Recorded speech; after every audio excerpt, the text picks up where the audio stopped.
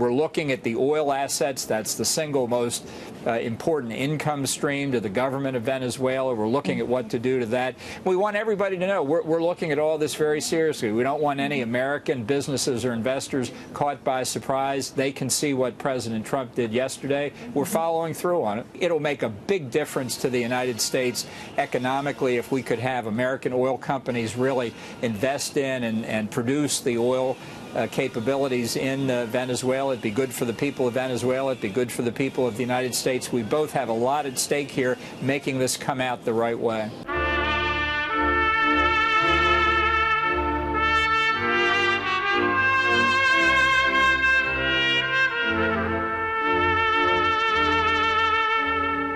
How can a president who ran against stupid wars, and I loved it when Trump said that, I'm against stupid wars, hire John Bolton?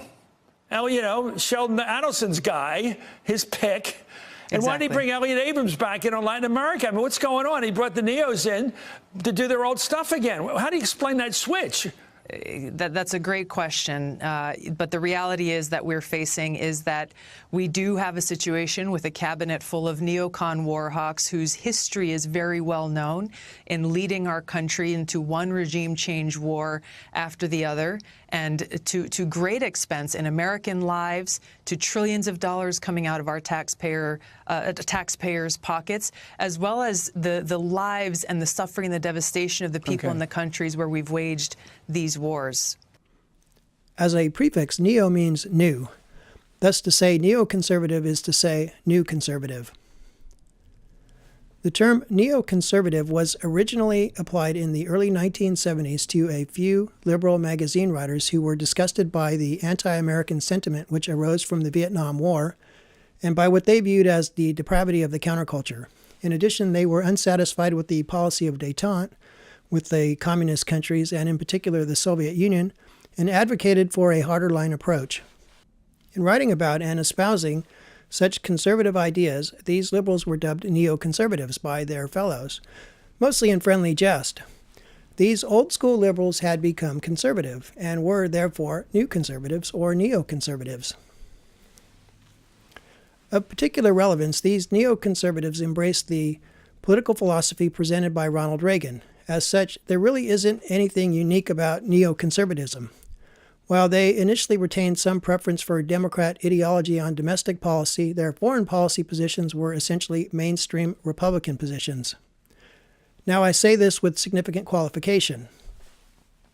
There's no doubt that the people who have identified as neoconservative for the past 25 years, which can be thought of as the second generation of the so-called movement, are fairly described as stupid and war crazy. Indeed, without naming names, many of the current breed of neoconservatives are out-and-out lunatics. They believe to the core of their souls that power which is unused, whether that be military, economic, or political power, is power which is wasted. They believe that the military power of the United States should be employed around the world to promote American political and economic interests.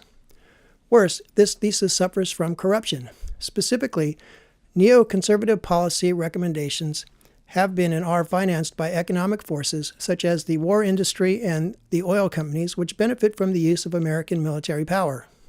The neoconservative enterprise, such as it is, went off the rails when Bill Kristol, son of the first neoconservative, Irving Kristol, formed the Project for the New American Century at the end of the 1990s. This began with a statement of principles. One of the principles was that America must promote the cause of political and economic freedom. Towards this end, the United States must accept its global responsibilities. Some of the signatories to this statement of principles are Dick Cheney, Elliott Abrams, and Jeb Bush. The Project for the New American Century produced a recommendation that the United States should greatly increase its military forces in order to maintain the global dominance it had achieved with the fall of the Soviet Union. In essence, they argued that a lot of money should be spent increasing military capacity so that the United States can fight multiple wars at the same time, and so that the United States can perform constabulary duties.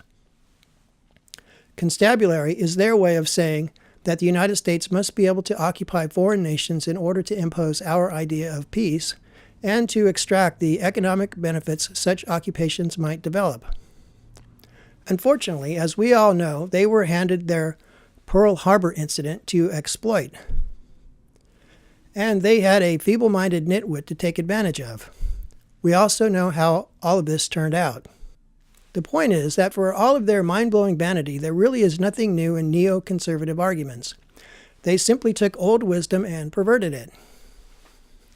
For example, at the end of World War I, Woodrow Wilson sought an agreement among nations that they would support each other against aggression, and that they would respect the freedom of religion, treat minorities fairly, and peacefully settle their disputes. Wilson's essential thesis was that in peace and cooperation, men and nations are more free and prosperous, and that this is preferable to the chaos and cost of conflict. Almost everyone, including second-generation neoconservatives, agrees with this thesis. As President Wilson put it, we want to make the world safe for democracy. Ronald Reagan presented a corollary. He presented an argument that peace is achieved through strength. The line he read was that George Washington's words may seem hard and cold today, but history has proven him right again and again. To be prepared for war, he said, is one of the most effective means of preserving peace. In fact, there was nothing new in this, as this thesis can be traced at least as far back as ancient Rome, and in practical application, it is probably as old as man. When Reagan was president, Trump occasionally criticized him. Most notably, he took out a full-page ad in the New York Times arguing that the United States should not use its military forces to protect the oil business unless the countries which benefit from that protection pay us. However, for the most part, Trump speaks fondly of Reagan.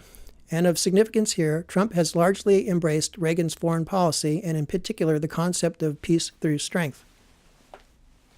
As part of the routine organization of the executive branch after Trump's election, the White House issued a statement of Trump's national security strategy.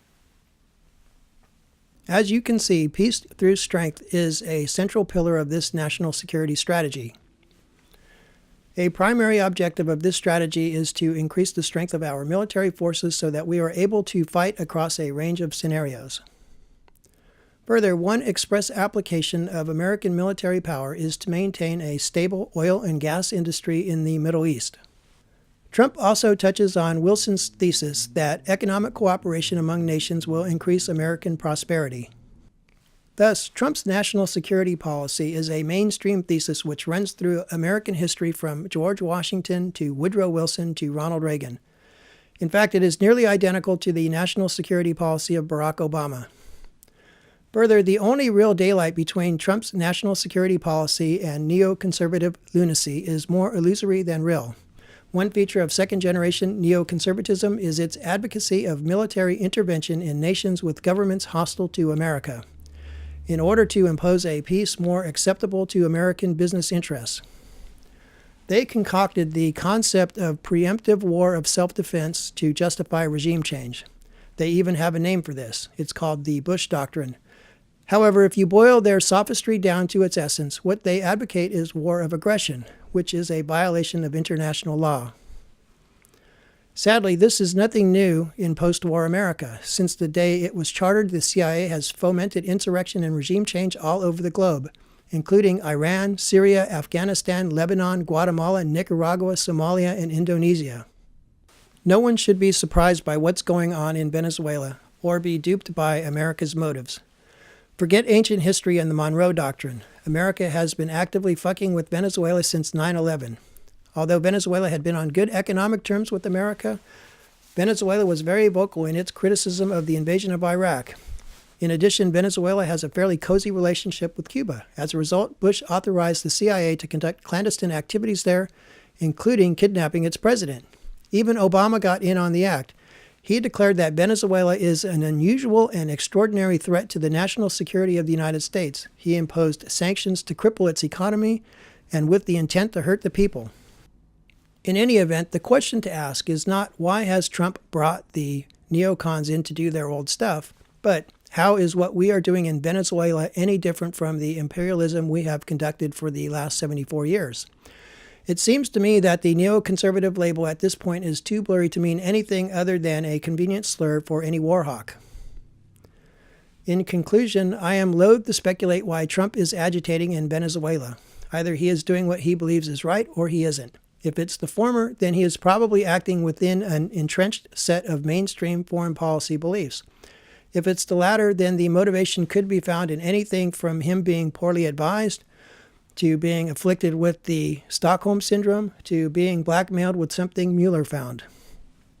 Ultimately, it doesn't matter. There are two things the public must recognize. First, just as John Bolton admitted, the conflict with Venezuela concerns Venezuela's oil. Second, nearly all of the U.S. politicians are united on this issue.